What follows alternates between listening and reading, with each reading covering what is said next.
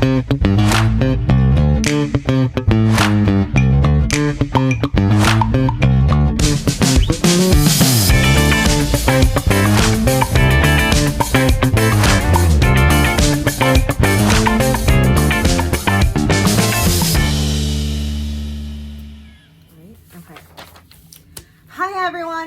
to the Northern Stars podcast. I am Katie. And I am Gail. And we are with Real Estate One here in Northern Michigan, Petoskey specifically, but we also have offices in Charlevoix and Indian River. So we cover pretty much all of Northern Michigan's territory. Yeah, and pretty much from Gaylord all the way up to Mackinac. Yeah. So, depending on the season, real estate here looks a little different in the summer versus the winter. So, yeah, known as we have snow in the winter. Believe it or not. Which it's still snowing. Yes. Believe it or not, we're at April 8th today, and we're having some flurries out there. So, but anyways, between winter storms, summer tourists, lake life, and everything in between, we are going to be talking about everything real estate related. So, we're here to share some funny stories with you guys, some real stories with you guys, tips and tricks to buying and selling, all the things. So yeah, and Katie will give you our little disclosure that we want you to be aware of. Yes. So just a quick note, all stories are shared anonymously and details have been changed, and nothing discussed here should be considered legal or financial advice. Yeah. So and names are changed to Bob and Sue and Billy Bob. We'll make up our own names because we don't want to get those other people when we talk the funny stories. We don't want them to feel bad. But yeah, like she said, we'll talk about the good, the bad, and the ugly. All the things. Yeah. So today, though, let's get started with you're wanting to sell the house.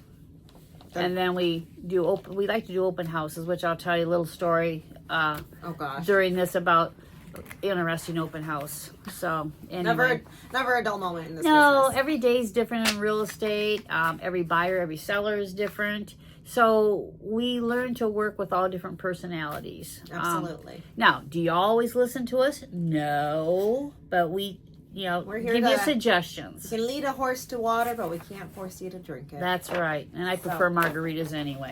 How about you, Katie? I'm a margarita girl too, or a martini. Depends martini. On the day of the week. Yeah. But essentially today what we're going to talk about is steps of, say, I want to buy a house. What do I do? Buy a house, or we're going to sell? We're going to sell today. We're selling today. We're selling today, and then we'll go into buying a house, which we'll have all our episodes numbered. So and with a little label of, so that way you're going through our list of do's and don'ts, suggestions, and whatnot. I wanted to know about what I need to do. Funny story though before we really get into it. So we started this about a month ago. Our first of the year, we decided we want to start doing podcasts this coming year, 2026. And so we started recording. Yeah, we had it. It was great. The first one was beautiful. Next week we were like, okay, let's knock out a couple of them. So we were on a roll. We did about 4 in one day. And then the next day we're like, okay, we have some time. Let's do a couple more. Yep. We'll go back and we'll edit them and post them every week or every 2 weeks. And we even had one person that for a buyer what you need to do. So we had a third person. Yes, we took up a third person's time. And then what happened, Katie? So then I was at home. Gail said, can you get that upload? I got a client I want to send it to. Yeah. I have all this information that I've been telling him, but I feel like the video would be helpful. So I was at home trying to upload, and I go, that's weird. There's no sound. I don't know what's going on. I go, Gail, I think it's something with my computer at home. I don't have it hooked up correctly. It's not. I can't hear anything. I only clicked on that one, the next video, so I didn't think anything of it. So I get to the office the next day, and I go, there's no sound on it at the office either. That's weird. So then I went to the third video, and then the fourth video, and then the fifth video. We recorded, I think, 9 or 10 videos. A lot.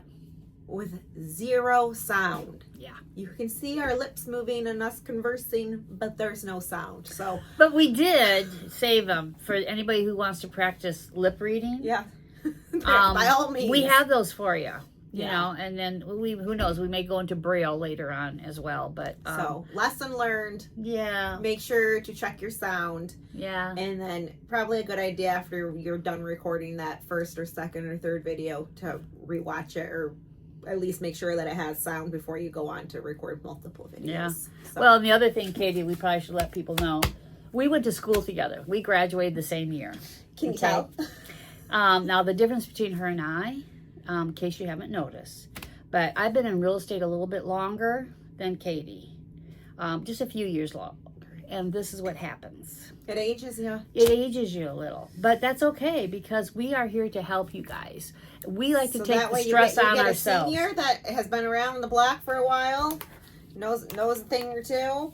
A couple things, yeah. So anyway, we are here to help you. Katie's in the younger generation, and so you would think I'd know all the tech stuff, but clearly I don't because we're still working on that. Recorded it without sound, so. But anyway, we're giving it another go here. Welcome, and again, this video has to do with you want to put your house on the market.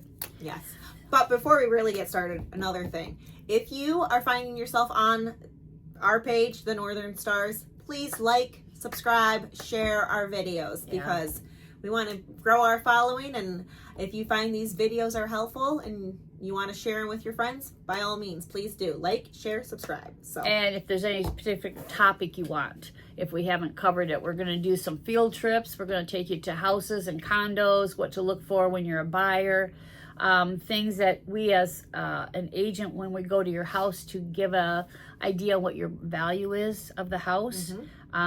We're going to kind of cover the basics of things, but more importantly, if there's a topic you want us to talk about, or we're going to talk to lenders, we're going to talk to a title person. So you kind of have an idea. It's not going to be totally new to you, and you'll have an idea what to expect. And yeah, absolutely. So so for this video, we're going to talk about, I want to sell my house. What do I do? What's the first step?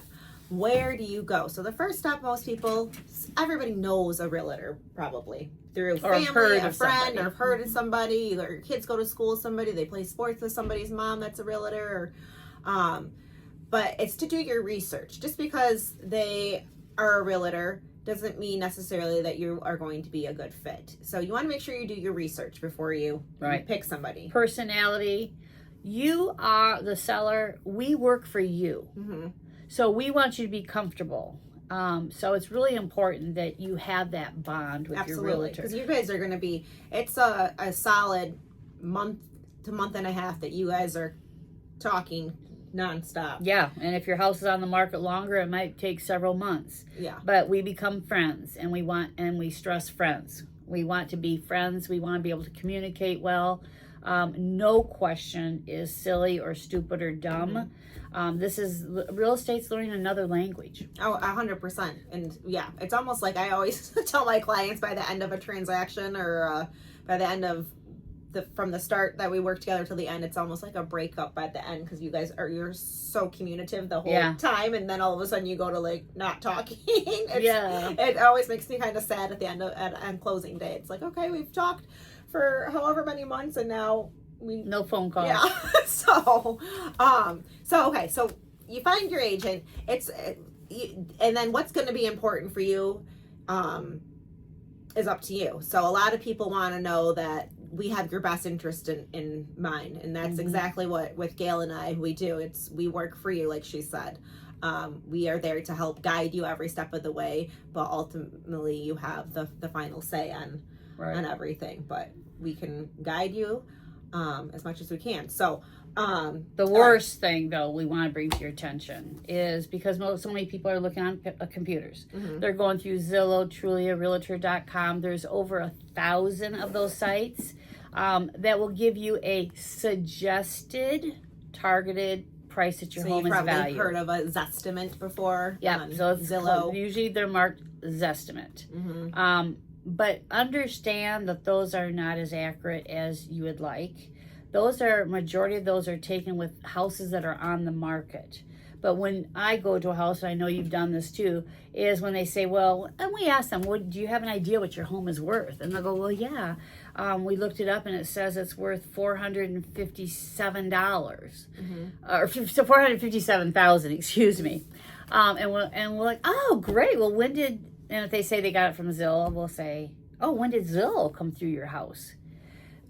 That or, well, Bob next door just sold his for $500,000. Yeah. I want $500,000 for mine. Or the contractor says I could sell my house. He came in and put in a new countertop, and he said my house is worth X amount. Right. Just a little brief history on how we come up with it is the same system that a bank, if the buyer is getting a loan, the bank sends an appraiser out, and the appraiser has a guideline of what they have to go through. So if your house has gold countertops and gold knobs and diamond lights, obviously your house is going to be of more value than what that Zestimate told you. Mm-hmm. Or you have a house that you've had for 15, 20 years and you haven't done a thing to it. And the bathrooms are still yellow and tile and baby blue. And so essentially you take two houses that are identical in square footage, same number of bedrooms, same number of baths, a garage, same lot size, but one has all updates and one does not. Right. There's going to be a price difference, but Zillow or Zestimate or whatever program online is not going to see those updates. They're just going to see the square footage, the bedrooms, the baths, the garage, the lot size. Right. So they're not going to see all of the, I have wood floors versus carpet, I have granite versus Formica, or what's that called? It is Formica. Yeah, it is Formica, or any laminated countertops. Right. So there's going to be different things that it's so important to have an agent come through and actually look in, and then you can go through and with the agent say, okay, the roof was up, and that's another thing that the online world's not going to be able to see. I updated my furnace, I updated my roof, we have all new siding in the last 5 years. So all of those things are going to help determine when it comes to selling It's the put price. in our equation of what your best price is for you guys. So, and with that being said, a lot of sellers, think, okay, I did all of these updates, so my house should be worth X amount of dollars. Not necessarily the case. The market still speaks for how much it's worth. Yes, you spent $20,000 in updates. That doesn't necessarily mean your house is $20,000 or $50,000. right. And some people will overspend. Like they'll remodel their whole kitchen and they have put $40,000 into their kitchen, or they've done a bathroom and they put $25,000 in just a little small bathroom. You don't get that $25,000 back. So that's why it's really important that if you haven't done a lot of things, have us come through and just changing out the old fans that I'm going to call that were back in the 70s with these little bulb lights, and changing that fan out for a fan that you can get at one of our local places for $65, $75, modernize it. That will bring you, or a gallon of paint will bring you thousands of dollars. Yeah, just little things of touching up paint or getting a carpet cleaner and just doing the fixing if you have carpet to do a once over with that. Just little things make a big difference and can bring in more value than you going through home. And especially when you mentioned the carpeting, Katie, that's another thing a lot of people think, okay, they've had animals and so they want to change the carpeting in the bedroom. Most cases, when I go to one of my sellers' houses, I tell them, not. I mean, if it's really disgusting, then I will tell them, okay, maybe better get a carpet remnant. But otherwise, I tell them, worst scenario is we can give a carpet allowance to the buyer. But so many people nowadays have allergies that they're doing away with carpet. They're going to want to get rid of it. So for you to go in and put brand new carpet in the living room or wherever, and then the buyer comes in and they just totally rip it out. Right. So that's where we can help guide you on what's worth your dollar when coming to fix things up for putting it on the market. So so you find your agent. We come in, we have our walkthrough with you, we kind of tell you what we think it's worth. We also pull comps, which are comparables within a certain radius of your house that will help kind of determine the price. And those are challenging. Sometimes we have to go further than a 5-mile radius. There's banks that require or like to have a certain mile radius, but there's just so many unique homes out there. So like she mentioned in the beginning, we will also check on your square footage. Is it, how old is the house? There's a lot that goes in that equation. So we try to get as fair as possible. We're not going to compare your wood frame home to a manufactured home. Right.